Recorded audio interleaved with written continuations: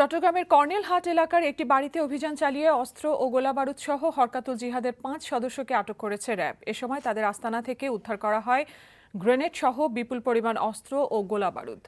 আইনশৃঙ্খলা বাহিনীর উপর হামলা করতেই অস্ত্র সংগ্রহের উদ্দেশ্যে জঙ্গিরা বাড়িটিতে জড়ো হয়েছিল বলে দাবি র্যাবের।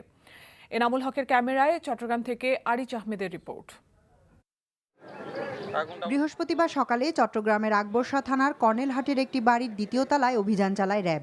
এর আগে ভোরে একই এলাকার অলঙ্কার মোড় থেকে তাজুল ইসলাম ও নাজিম উদ্দিন নামে দুই জঙ্গি সদস্যকে অস্ত্রসহ আটকের পর তাদের স্বীকারোক্তি অনুযায়ী ওই ভবনের হাজী মনসুরের বাসায় অভিযান শুরু করে তারা।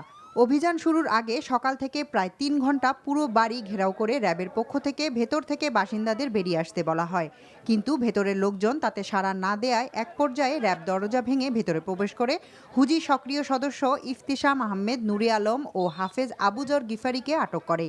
তাদের কাছ থেকে 2টি পিস্তল, 7টি ম্যাগাজিন, 12টি হ্যান্ড গ্রেনেড, 167টি গুলি সহ বিস্ফোরক তৈরির বেশ কিছু সরঞ্জাম উদ্ধার করে।